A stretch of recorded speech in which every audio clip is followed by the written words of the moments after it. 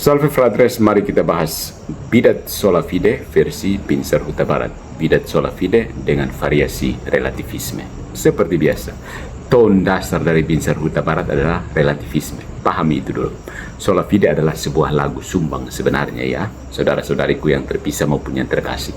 Begitu kita menyimak video Pincer itu tentang sola fide, kita menemukan bahwa beliau, Pincer Huta Barat, mengangkat panji lama sola fide, iman saja tanpa embel-embel, padahal sudah dibuang ke kotak sampah oleh Konsili Trente.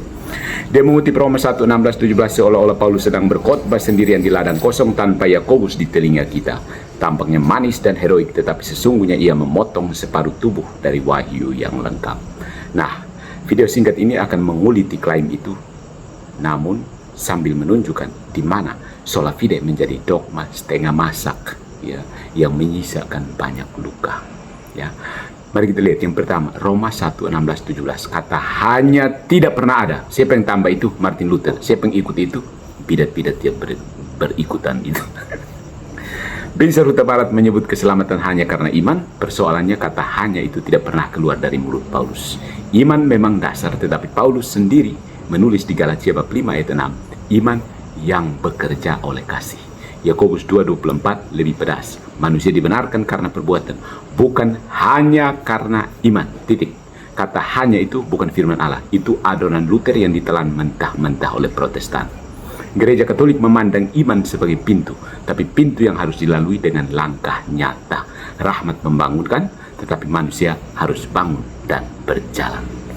Yang kedua, Kristus yang tersalib lebih dari sekedar diceritakan. Pincer mengulang drama Kristus lahir, hina dan mati disalib. Bagus, tapi kemudian berhenti pada satu titik, percaya saja. Dalam Katolik, penyaliban bukan hanya cerita yang diingat, melainkan kenyataan yang dihadirkan. Baptisan bukan sekedar simbol, dia mematikan manusia lama. Ekaristi bukan kenangan, dia memberi tubuh dan darah Kristus yang hidup. Sola fide berhenti di kepala, Katolik membawa salib ke tangan, bibir, dan hati. Ya. Bagian ketiga, pembenaran, bukan cat putih di atas kuburan. Pincer memandang pembenaran seperti pengadilan. Kita berdosa, Yesus disalib, lalu kita dideklarasikan benar.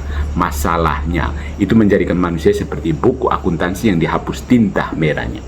Katolik berkata lebih keras, pembenaran adalah api yang membakar kotoran, bukan stempel di atas kertas.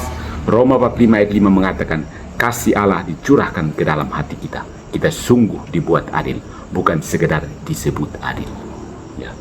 Iman dan perbuatan buah atau bagian dari pohonnya. Pincer mencoba menenangkan, perbuatan baik muncul dari iman. Katolik berkata perbuatan adalah bagian dari iman yang hidup, bukan hiasan. Yakobus tidak bicara buah di ranting, dia bicara pohon yang hidup. Abraham dibenarkan ketika mengikat Ishak, tindakan, bukan seminar iman. Memisahkan iman dari perbuatan adalah mematikan pohon dan memajang daunnya di album foto. Nah, sampai di sini nada dasar dari Pincer Huta Barat, relativisme tafsir, jalan cepat menuju Babel. Pincer Huta Barat mengaku ada banyak kacamata. Katolik baca begini, Protestan baca begitu. Seolah perbedaan hanya soal selera. Orang Katolik tahu bahayanya relativisme. 1000 kacamata melahirkan 1000 gereja. Kristus mendirikan cuma satu gereja. Matius 16:18 memberi satu kuasa mengajar. Kitab suci, tradisi, magisterium. 3 pilar satu rumah.